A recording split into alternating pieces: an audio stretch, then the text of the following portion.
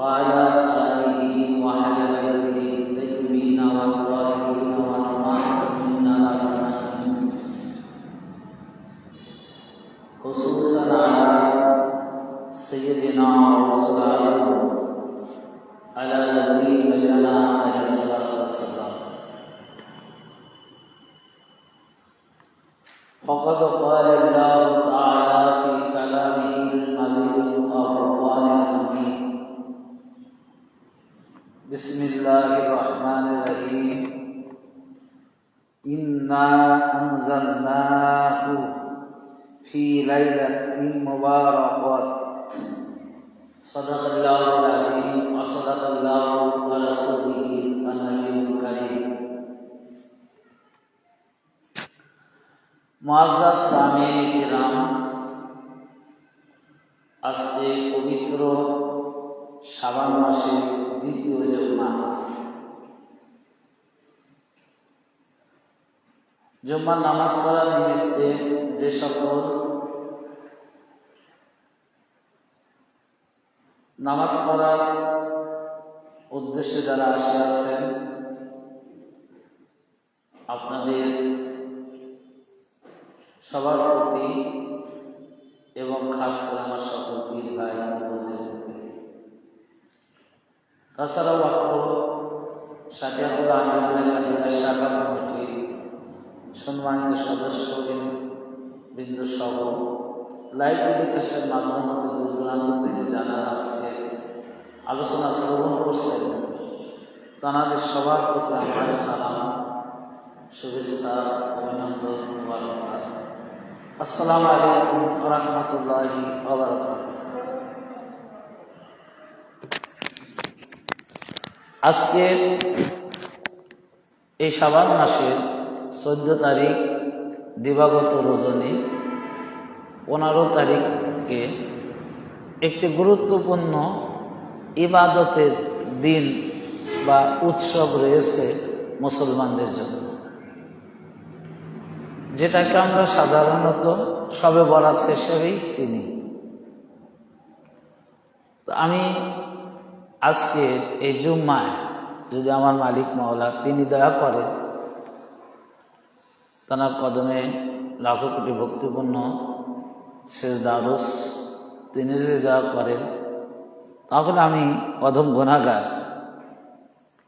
এই শবে বরাতটা আসলে কি বা কোরআন হাদিসের আলোকে আমি কিছু আলোচনা করার চেষ্টা করব আজকের জুম্মাতে। কোরআন পাক থেকে যে আয়াত পাকটা আমি পাঠ করেছি, এই আয়াত পাকের আলোকেই বিভিন্ন মুহাদ্দিস, মুফাসসির এবং তাঁরা নিজ নিজ কিতাবে যে সকল রাবীর থেকে হাদিসগুলো গ্রহণ করেছেন, আমি সেটা এই শবে বরাতের মধ্যে আলোচনা করার সম্পর্কে, অর্থাৎ জায়েজ সম্পর্কে আমি আলোচনা করার চেষ্টা করব। তো প্রথমত আমাদের জানতে হবে আসলে শবে বরাতটা কি। শবে বরাত এর একটি নাম, আরো একটি নাম আছে, সেটা হলো লাইলাতুল মুবারাক।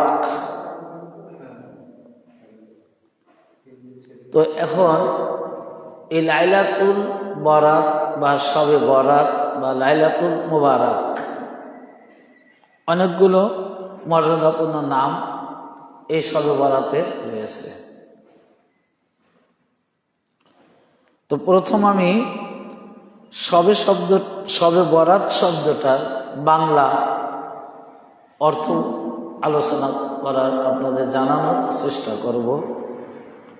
যে সব শব্দটি ফার্সি, যার বাংলা অর্থ রাত, আর রাতকে আরবিতে বলা হয় লাইল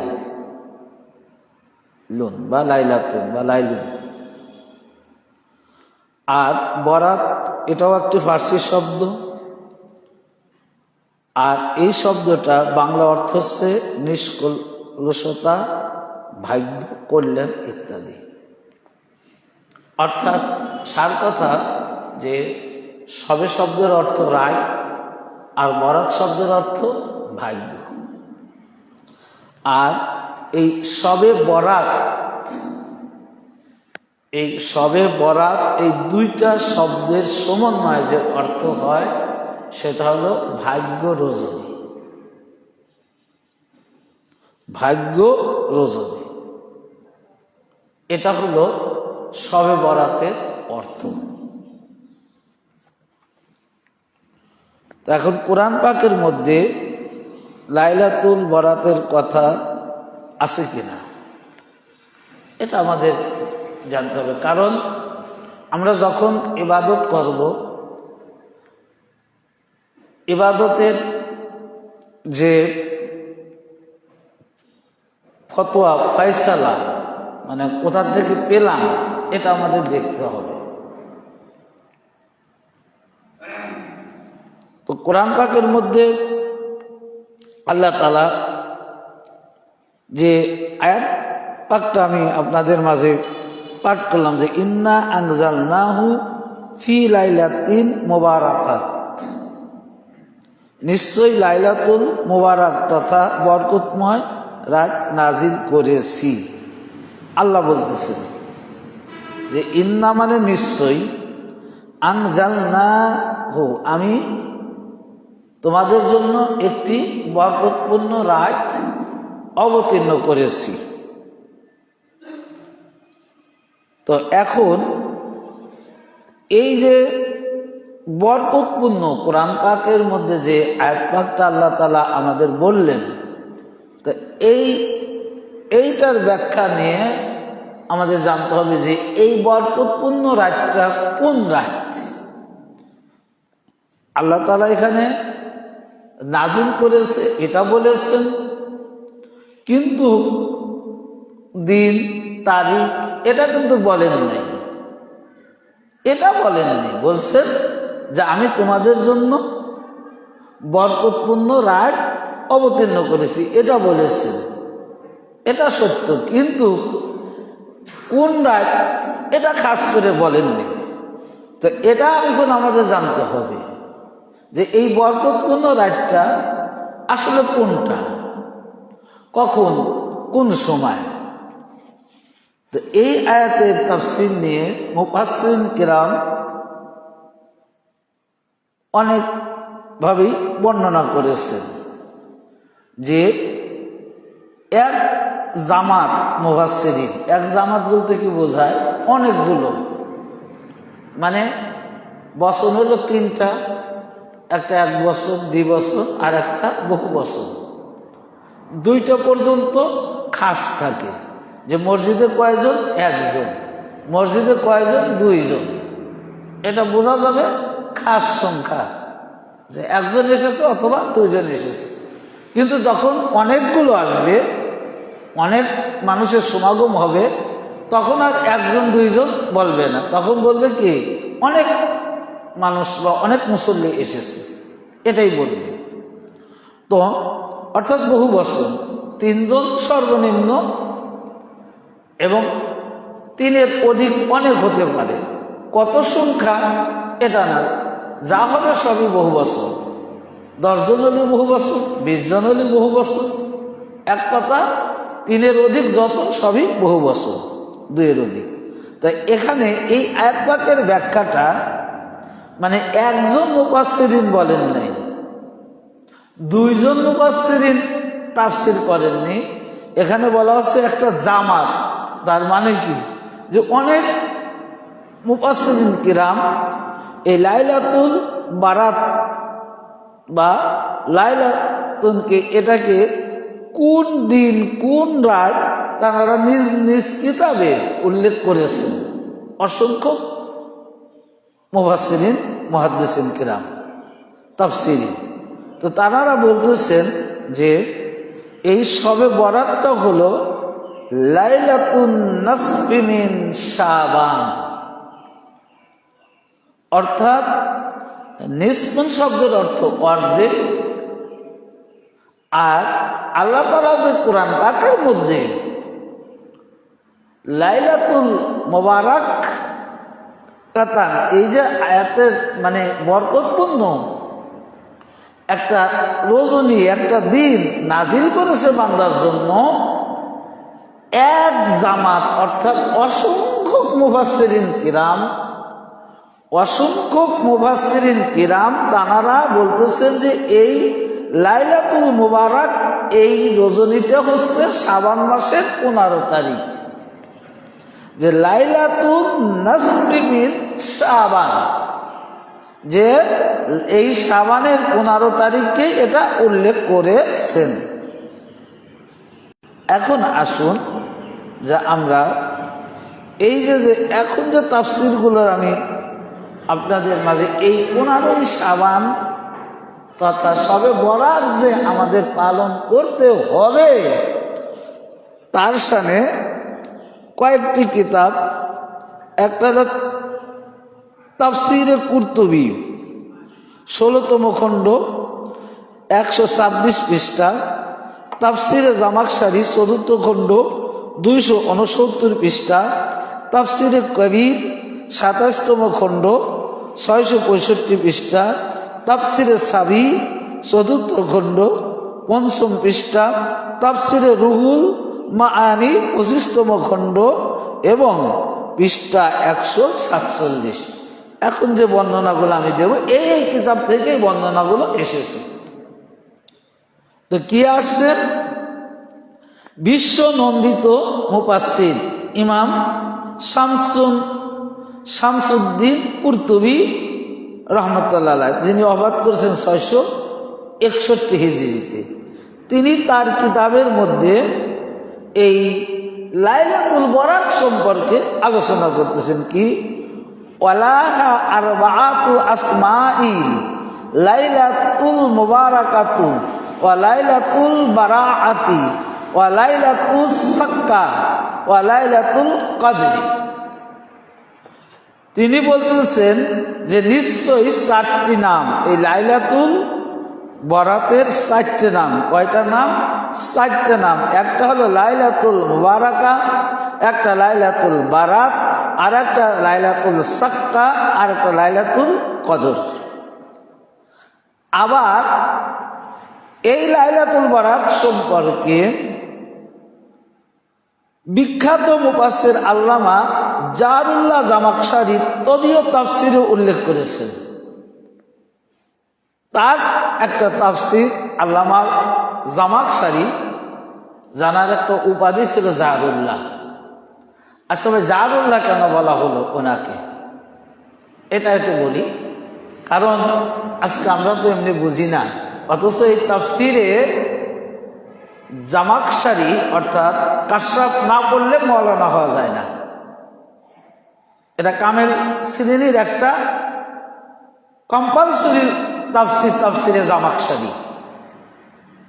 আর এই তাফসিরে জামাকশারি যিনি লেখক, তিনি হচ্ছেন আল্লামা জামাকশারি, তানার নাম আল্লামা জারুল্লাহ জামাকশারি বলা হয়। জারুল্লাহ, জারুন মানে প্রতিবেশী, জারুন মানে প্রতিবেশী। যেমন আমার প্রতিবেশী আপনি, আপনার প্রতিবেশী আমি। অর্থাৎ এখন যদি আমি আরো সহজভাবে বোঝাচ্ছি, যে এখন যদি বলে যে আপনি আপনার বাড়ি কোন জায়গা, আপনি কার প্রতিবেশী, তখন আপনি বলবেন যে আমি অমকের প্রতিবেশী। অমককে হয়তো এই খানকার জয়েন্ট সেক্রেটারি, তিনি তো আমার প্রতিবেশী বলবেন, অথবা সেক্রেটারি সাহেব আমার প্রতিবেশী আপনি বলবেন। কেন? যে একসাথে যারা বাস করে, এখন আশপাশ নিয়ে একটা পরিবার, পরিবারের আশপাশে যত পরিবার থাকে তারা একে অপরের কি প্রতিবেশী। তো আল্লাহর প্রতিবেশী, জারুল্লাহ শব্দের অর্থ আল্লাহর প্রতিবেশী। তো ভাই আল্লাহ তো নিরাকার, আল্লাহ বাস করেন, সে তো সব জায়গায় আল্লাহ আছেন। এখানে কি আল্লাহ নেই? আপনারা যেখানে আছেন এখানে আল্লাহ নেই, তাহলে তো আমরাও আল্লাহর প্রতিবেশী, কারণ আল্লাহ এখানে আছে। শুধু তাই নয়, আল্লাহ আমাদের ঘাড়ের সারগের চেয়েও নিকটতম। আপনার প্রতিবেশী তো আপনার একটা বাড়ির অপরটা বাড়িতে থাকে, একটু হলেও দূরে, আপনার শরীরের সাথে থাকে না, আপনার ঘরে থাকে না। তো আল্লাহ কিন্তু প্রত্যেকটা মানুষের এই শাহরাগের থেকেও অনেক কাছে, এটা আল্লাহ নিজে বলছেন হাবলিল ওয়ারিদ। কিন্তু তারপরেও সকল মানুষকে জারুল্লাহ বলা হয়নি, কথা না বলি, সকল মানুষকে জারুল্লাহ বলা হয়নি। তো এই জামাখশারী রহমতুল্লাহ আলাইহিকে জারুল্লাহ বলা হলো। অর্থাৎ এই আল্লামা জামাখশারী রহমতুল্লাহ আলাইহি তিনি যেখানে বসে কিতাব লিখছেন, তাফসীর লিখছেন, সেই জায়গাটা ছিল মসজিদের নবাবী। অর্থাৎ মসজিদের নবাবী না, যে মসজিদের নবাবীর সাথে যে রাসূল পাকের রওজা মোবারক, রওজা পাক, সেই রাসূল পাক সাল্লাল্লাহু আলাইহি ওয়াসাল্লামের রওজা পাকে বসে তিনি তাফসীর লিখছেন। এটা কিন্তু কম কথা নয় যে রাসূল পাকের রওজা পাকে বসে বসে তাফসীর লিখছেন। তো হুজুর পাক সাল্লাল্লাহু আলাইহি ওয়াসাল্লামের রওজা পাকের পাশে বসে তাফসীর লেখার কারণে আজকে জামাখশারীকে আল্লাহর প্রতিবেশী হিসাবে স্বীকৃতি দিয়েছেন আপনারা যারা টানা তাফসীর করছে যে সকল মুফাসসির মোল্লারা। তো রাসূল পাকের রওজা পাকে বসে যদি একজন ব্যক্তি আল্লাহর প্রতিবেশী হতে পারে, তাহলে রাসূল পাক কি হতে পারে? এখন আপনারাই বলেন। আসলে ঘটনা হলো কি, যে মানে স্বীকার করবে না, কিন্তু জানে, সত্য জানে। এই জন্য আল্লাহ নিজেও বলছেন যে যারা সত্যকে গোপন করে এরা খুবই ভয়ঙ্কর, এদের অবস্থা খুব ভয়ঙ্কর। তাই এই জন্য আল্লামা জামাখশারী তাকে জারুল্লাহ বলা হতো, যে রাসূল পাকের রওজা পাকের তিনি থাকতেন এবং তাফসীর লিখতেন। তো তিনি তানার কিতাবের মধ্যে বলতেছেন কি, এই লাইলাতুল বারাত হিসাবে, শবে বারাত হিসাবে, আজকে আমরা শবে বারাত করবো, কত ফতোয়া দিচ্ছে। ঠিকই রুটি আর মাংস দিলে গোপনে খেয়ে নেয়, খাবার নষ্ট করা যাবে না, তখন ফতোয়া দেয়। তো এখানে বলতেছেন ওয়ালাম্মা আরবাতাল আসমা লাইলাতাল মুবারাকাতান ওয়া লাইলাতাল বারআত ওয়া লাইলাতাস সাক্কা ওয়া লাইলাতার রাহমা, তিনিও এই লাইলাতুল বারাত অর্থাৎ সূরা দুখানের এখানে 4টি নাম রয়েছে, লাইলাতুল মুবারাকা, লাইলাতুল বারাত, লাইলাতুল সাক এবং লাইলাতুর রাহমা। কে বলতেছেন? আল্লামা জামাখশারী, তিনি, যাকে জারুল্লাহ বলা হয়। আরো একজন বিশ্ব বরেণ্য মুফাসসির ফখরুদ্দীন রাজি, তিনি ও আল্লামা মাহমুদ আলুসি বাগদাদি, তিনি উল্লেখ করছেন এই লাইলাতুল বারাত, লাইলাতুল শবে কদর সম্পর্কে। তিনিও বলতেছেন যে কি, আন্না লাইলাতাল নিসফি মিনাশ শাবান, তিনি উল্লেখ করে দিয়েছেন ওই পূর্বে যে দুই মুফাসসিরের কথা বললাম, 4টে শুধু, আর ইনি ইমাম ফখরুদ্দীন রাজি তিনি উল্লেখ করছেন যে লাইলাতুল বারাতটা কোন রাত, কোন রজনী হবে, তিনি উল্লেখ করছেন। কি উল্লেখ করছেন? আন্না লাইলাতান নিসফি মিনাশ শাবান, যে তিনি বলতেছেন নিশ্চয়ই লাইলাতুল বারাত হচ্ছে নিসফুস শাবান, মানে শাবান মাসের 15 তারিখ, অর্ধেক। নিসফু মানে অর্ধেক, অর্ধেক মানেই তো 15। এবং তিনি বলতেছেন যে লাহা আরবাতুল আসমা, লাইলাতুল মুবারাকাতুল ওয়া লাইলাতুল বারাতি ওয়া লাইলাতুল সাক্কা ওয়া লাইলাতুল রাহমা। তারপরে তিনি বলতেছেন যে এই শাবানের মধ্যবর্তী রাতের 4টে নাম রয়েছে। তিনি শুধু শাবান যে মধ্যবর্তী রাত, যে লাইলাতুল বারাত, এর 4টে নাম রয়েছে। যে কি কি নাম? যে লাইলাতুল মুবারাকা, লাইলাতুল বরাত এবং লাইলাতুল সাক ও লাইলাতুল রাহমাত। তার মানে যে এই শবে বরাতের এত ফজিলত ভাই, এত বরকতপূর্ণ রাত। কারণ আল্লাহ নিজে বলছেন যে ইন্না আনজালনাহু ফি লাইলাতিল মুবারাকাতিন, অর্থাৎ আল্লাহ নিজেই তো বলছেন নিশ্চয়ই আমি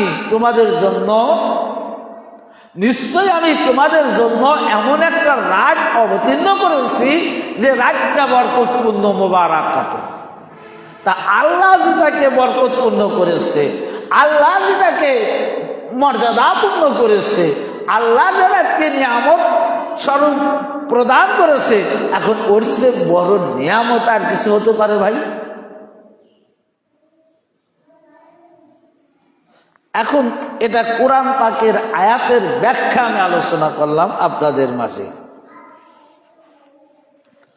এখন আসুন হাদিসের আলোকে, যে হাদিসের মধ্যে আছে কিনা।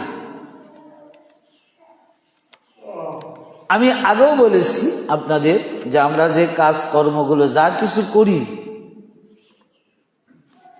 আমরা কোনো কিছুই দলিলের বাহিরে করি না। দলিল নিয়ে করেই থাকতে পারি না, আর দলিলের বাইরে করলে থাকা যাইত।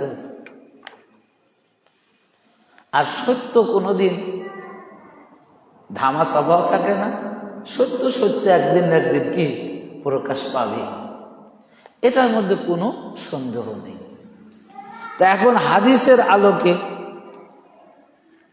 এই লাইলাতুল বরাত কি?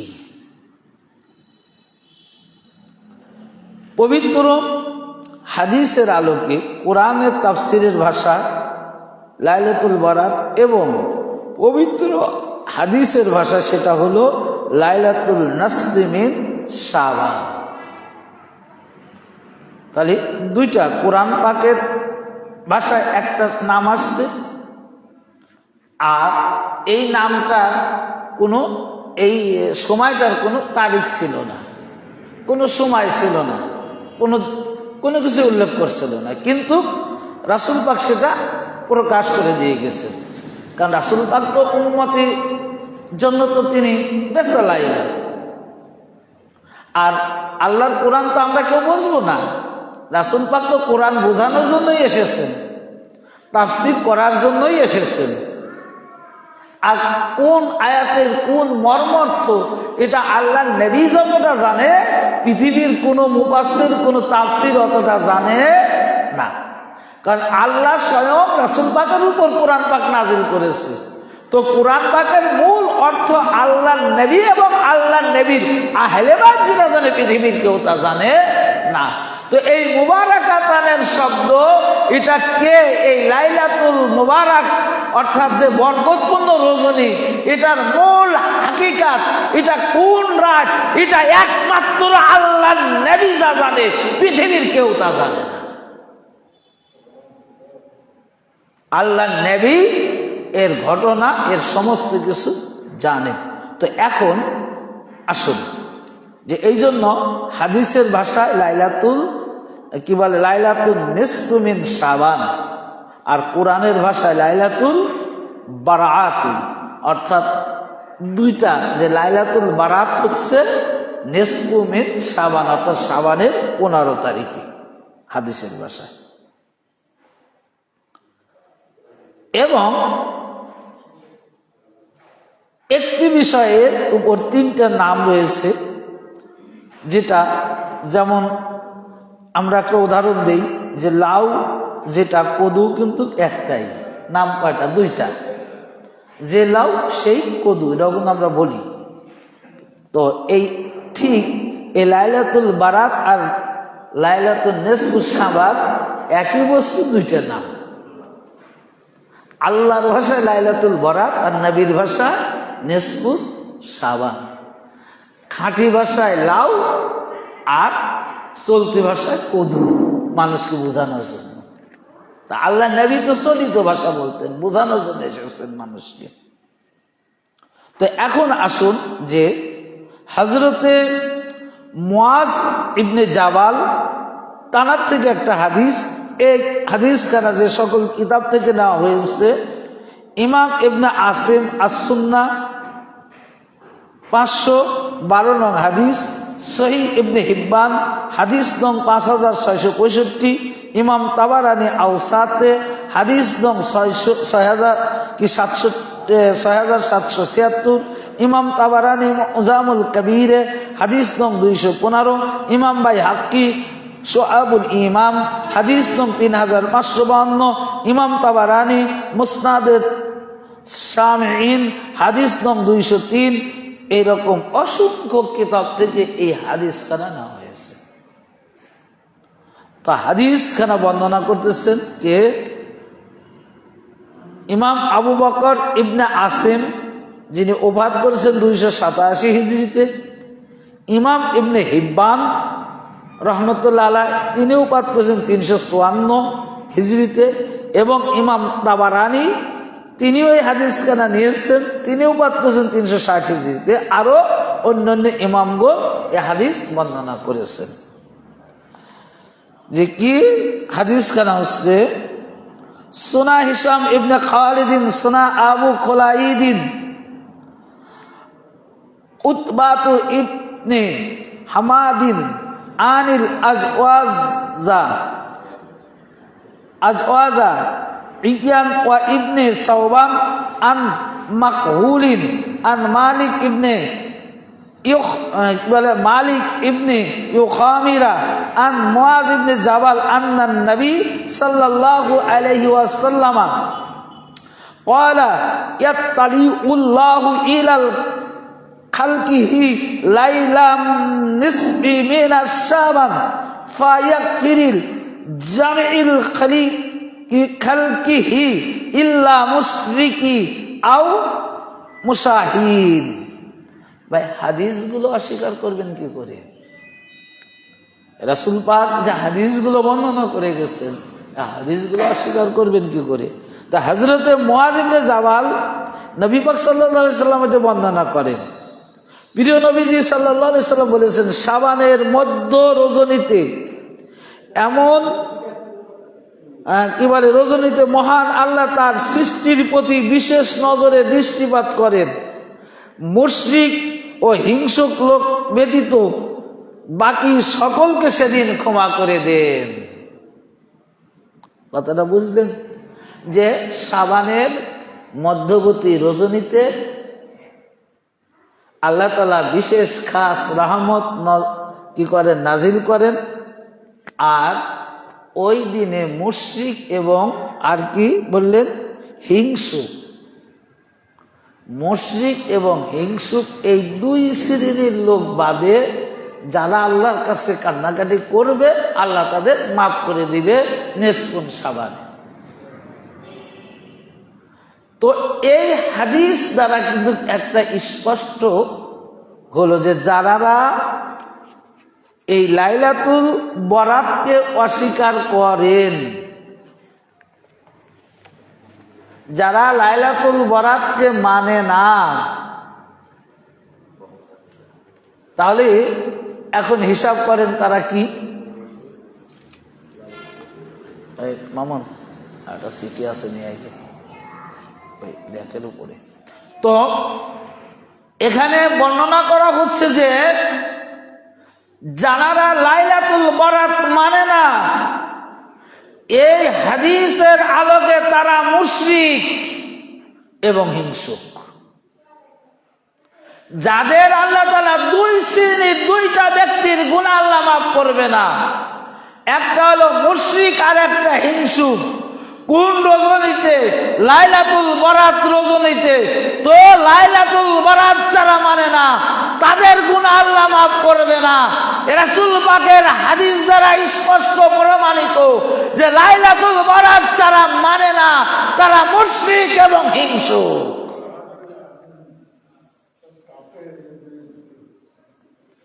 আর একটা হাদিস দেখেন, এ হাদিসের সনদ সম্পর্কে আল্লামা ইমাম হাইসামি রহমতুল্লাহ আলাইহি তিনি বলেন,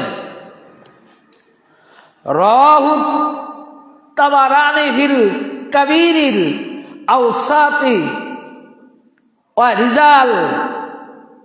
রিজালাহুমা বিকাতুন, অর্থাৎ ইমাম তাবারানি মুআজাম আল কাবীর এবং মুআজাম আল আসওয়াদ নামক কিতাবে বর্ণনা করেছেন যে এই দুটি সনদের সকল রাবীগণ বিশ্বস্ত।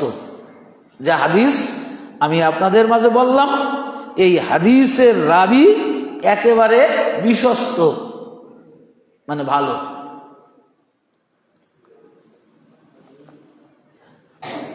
এখন দেখুন যে তারপরে আসেন এই হাদিস সম্পর্কে হাফিজুল হাদিস ইমাম মুনজিরি রহমতুল্লাহ বলছেন কি, রাওয়াহু তাবারানি ওয়া ইবনে হাব্বানি ফিস সাহিহ, যে হাদিস খানা শুধু রাবীগণই বিশ্বস্ত নয়, এ হাদিস খানাও সহিহ। যে হাদিস আমি আপনাদের মাঝে বর্ণনা করলাম, এ হাদিস খানাও সহিহ। এই হাদিসের সনদ প্রসঙ্গে আরো অনেক কথা বলেছেন। এখন আসুন আর একটা হাদিস বলেই, আচ্ছা হাদিস বলে আমি শেষের দিকে যাব। সেটা হলো এই হযরত আবু মুসা আল আশআরী রাদিয়াল্লাহু তাআলা তিনি একটা হাদিস বর্ণনা করেছেন ইমাম আবু বকর ইবনে আসিম থেকে, ইমাম ইবনে মাজা কাজবিনী। এই হাদিস কারণে হয়েছে অনেক কিতাব থেকে, সময়ের স্বল্পতা,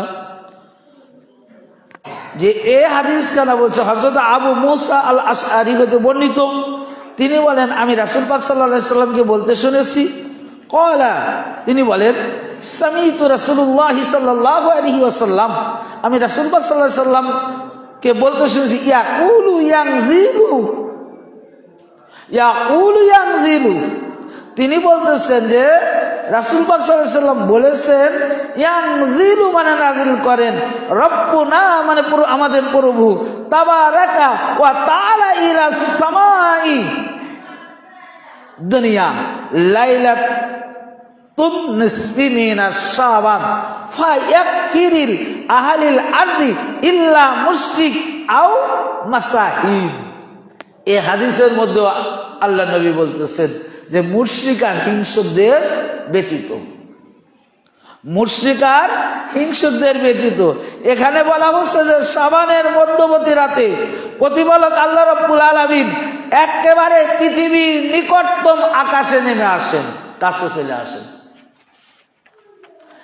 এবং তিনি অবতীর্ণ হন, এবং মুশরিক এবং হিংসুক ব্যতীত বাকি সকল মুসলমানকে আল্লাহ তাআলা ক্ষমা করে দেন। কাদেরকে? মুশরিক এবং হিংসুক ব্যতীত। এও হাদিস কেন অনেক মানে সনদের দিক দিয়ে, রাবির দিক দিয়ে বিশ্বস্ত। তো কোরআন পাকের মধ্যে দেখেন আজকে আমরা রুটি আর হালুয়া বানাই, এটাই তো প্রশ্ন। এতক্ষণ যেগুলো আমি আলোচনা করলাম, এটা গেল হলো আপনার যে 15ই শাবানে লাইলাতুল বরাত আছে, এটা করতে হবে। তো এই যে আপনারা মাইকে এখন শোনেন, রাস্তাঘাটে গাড়ি নিয়ে চলা যায় না, ভাই 1 টাকা দিয়ে যান, কালকে সালে সওয়াব আছে, ভাই 1 টাকা দান করলে 70 টাকা পাওয়া যাবে, ভাই 1 টাকা দান করলে কিয়ামতের দিন নূরের টুপি মাথায় দিয়ে উঠাবে। এগুলো কথাগুলো বলতেছে কিনা? আমরা কি বলতেছি? আমরা কিন্তু না, একটা ওয়াজ মাহফিলের যে কোনো কারণে। তো 1 টাকা দান করলে যদি 70 টাকা পাওয়া যায়, তো বরকতপূর্ণ রজনীতে দান করলে কি হতে পারে? যে রাতটাই আল্লাহ এত মর্যাদা করেছে, কোরআন পাকের মধ্যে বলছেন ইন্না আনজালনাহু ফি লাইলাতুল কদর, লাইলাতুল কদরি খায়রুম মিনাল শাহরিন, যে মাসকে 1000 মাসের চাইতে আল্লাহ তাআলা শ্রেষ্ঠ করেছে, যে মাসের মর্যাদা 1000 মাসের চাইতে, তাহলে এই রজনীতে একটা রুটি দান করলে এই রজনীতে এক টুকরা হালুয়া দান করলে, 1000 মাসে 1000 রুটি দান করলে যে সওয়াব পাওয়া যায়, এই লাইলাতুল বারাতের রজনীতে একটা রুটি দান করলে 1000 মাসের চেয়েও শ্রেষ্ঠ মর্যাদা পাওয়া যায়। তাই আমরা রুটি বানাই। কোরআন পাকের মধ্যে বলছে অমিম্মা রাযাকনাকুম ইউনফিকুন, যে আমি তোমাদের যে রিজিক দিয়েছি, ইউনফিকুন মানে ব্যয় করো। আরে ভাই, রিজিক ব্যয় করে কোন জায়গায়? রিজিক কি ব্যয় করা মানে কি? অসহায়কে খাবার দেওয়া, দুস্থ ব্যক্তিকে খাবার দেওয়া। আজও 4 নং যান কলকাতা, 4 নং মহাসিন স্কয়ার, 4 নং এ হাজার হাজার নয়, আপনার যত গরিব দুঃখী এই সাবানের দিনে, শবে বরাতের দিনে যারা ওখানে খাবার জন্য আসে, কাউকে খালি হাতে ফেরত দেওয়া হয় না, প্রত্যেকের হাতে 1 টুকরো রুটি দেওয়া হয় সর্বনিম্ন, তার সাথে ভালো যতটুকু করা যায়। তো এ আমল শেখো কার থেকে? নবীর থেকে, নবীর আহলে বায়ত থেকে। এখন নবী নেই, এখন নবীর যুগ নেই, এখন নবীর আহলে বায়তের যুগ। এই জন্য সেই নবীর আহলে বায়তের উত্তরসূরি কলকাতা থেকে ওই নবীর সেই সুন্নাতের তরিকা এখনো সে জারি করে যাচ্ছে। আর ভাই, তোমরা শবে বরাত খুঁজে পাও না, এত কিতাবের নাম বলেছি, এমনি এমনি কিন্তু আমি ওয়াজ করিনি, অসংখ্য কিতাবের রেফারেন্স দিয়ে দেওয়া হয়েছে। মহান আল্লাহ রাব্বুল আলামিন আমাদের আগামী 3রা ফেব্রুয়ারি দিবাগত রজনীতে শবে বরাত আমরা যেন প্রত্যেকেই যথাসাধ্য অনুযায়ী শবে বরাত পালন করতে পারি। আল্লাহ তাআলা আমাদের সবাইকে তৌফিক আতা করুক। সবাই বলে